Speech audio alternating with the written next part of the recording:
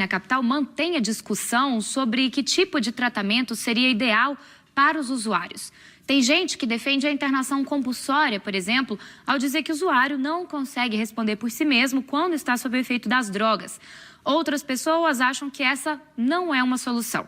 E a gente abre o espaço aqui no Repórter São Paulo para discutir e para entender melhor as possíveis formas de combater e tentar resolver essa questão. Hoje eu recebo aqui o Sérgio Castilho, ele é diretor terapêutico de uma clínica de reabilitação e também é psicólogo. Oi, Sérgio, boa tarde. Obrigada por ter vindo aqui conversar com a gente. É um prazer estar aqui com vocês. Vamos começar então por essa questão do crack, né, que a gente vem falando, que é uma questão que está sendo sempre discutida aqui na capital. Internação compulsória é o que mais divide as pessoas. Eu queria saber qual que é a sua opinião especificamente sobre isso. A internação compulsória, Gabriela, ela é bem indicada para todo indivíduo quando ele começa a não responder por si só. Né?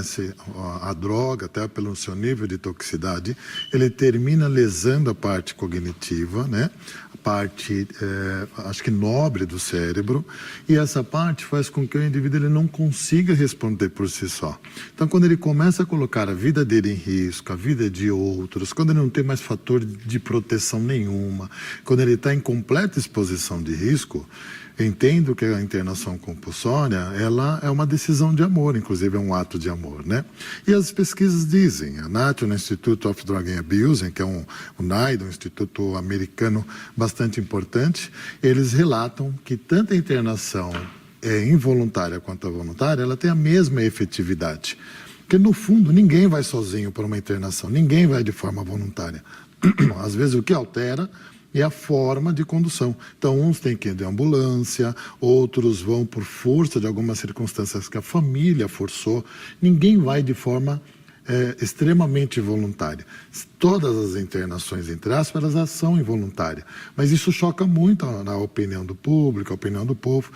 Do ponto de vista médico e psicológico, a internação involuntária, ela é sugerida e ela está regulamentada por lei, inclusive na Lei 10.216. Agora, sem pensar na parte do familiar, né? Porque principalmente nessa questão ali da região da luz, muitas pessoas, inclusive, perderam o contato com a família.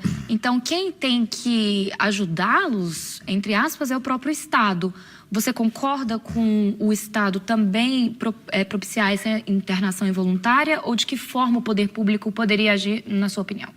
Não, o poder público, ele começou a agir agora, né? Eu acho que a Cracolândia, ela é uma resultante de um abandono social e um abandono para essa temática de muito tempo. Como resultado, nós temos a Cracolândia.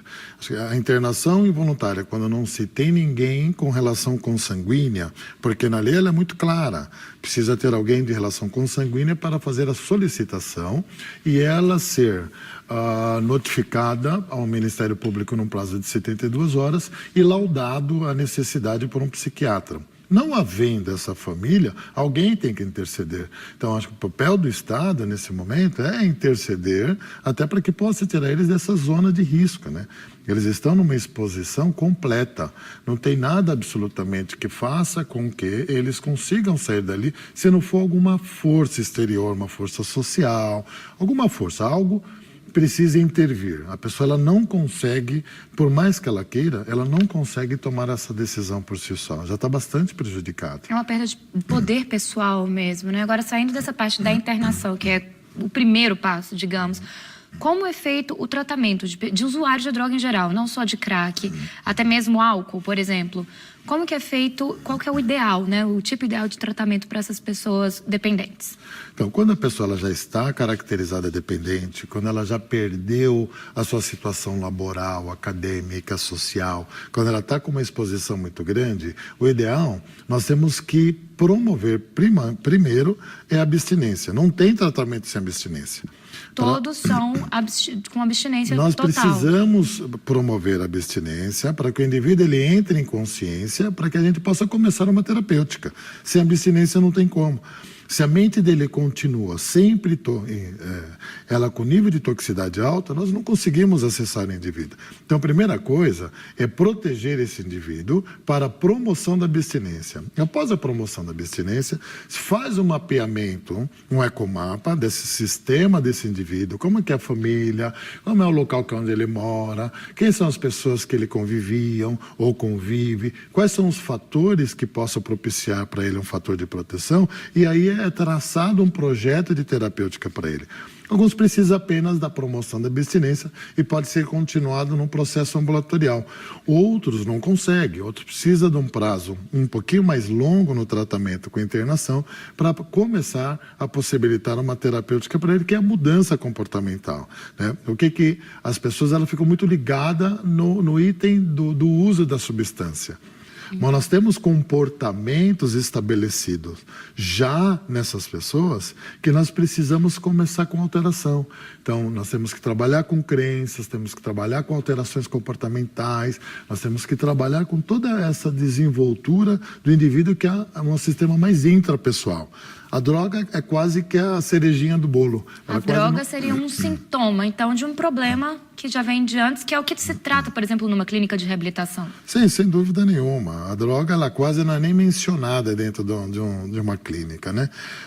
Normalmente, por exemplo, a gente trabalha desde o primeiro pensamento de vida que o indivíduo tem. Então, nós vamos resgatando ele de lá de trás, nós fazemos um mapeamento cerebral, nós quantificamos e qualificamos como é que está toda essa região dele, através de uma série de inventários e as avaliações neuropsicológicas que eles são submetidos, traçamos qual é a personalidade dele, entendemos ele, né, até para saber o porquê que teve tanta força o uso da substância para ele. Uma pessoa que ela vive bem, ela não tem necessidade de ter alteração da consciência, né? Então a gente precisa tratar o que vem antes, que é o problema de base.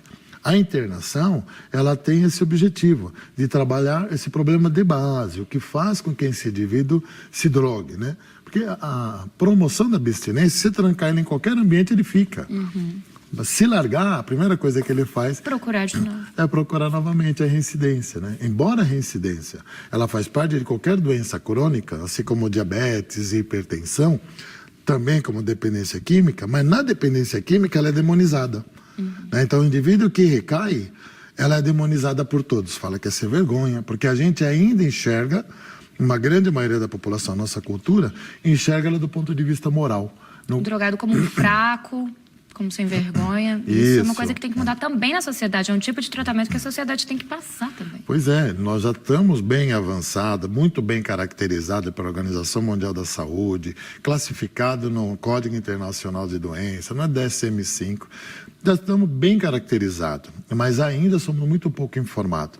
Nós temos uma cultura no Brasil etilista, né? Então, você vê que nossa cultura, até em aniversários de crianças, é regado de álcool.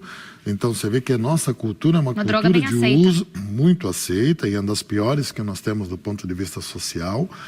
E aí é muito complicado, porque embora nós tenhamos essa cultura, nós temos aquela cultura da temperança. Fala assim, olha, você tem que beber com moderação, você tem que usar com moderação.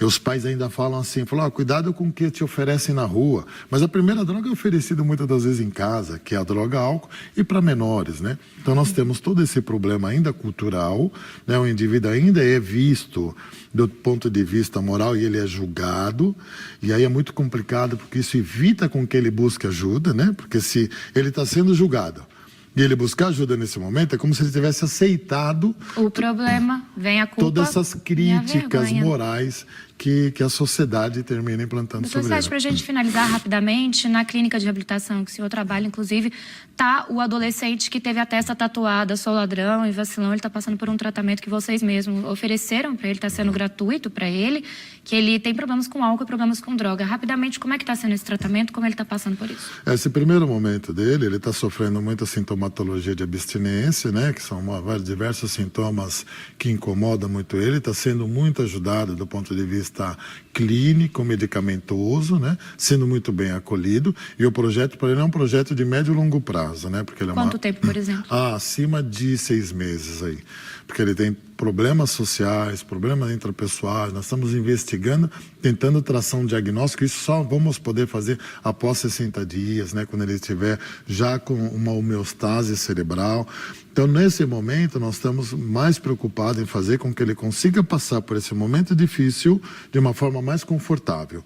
Então, nós estamos trabalhando muito com acolhimento com ele e de forma medicamentosa, tentando aliviar esses sintomas que são indesejados. Tá certo. Conversei aqui com o Sérgio Castilho, ele é diretor terapêutico e psicólogo. Muito obrigada pelas informações, doutor Sérgio. Nada, um prazer, Boa tarde Gabriela. para você. Boa tarde.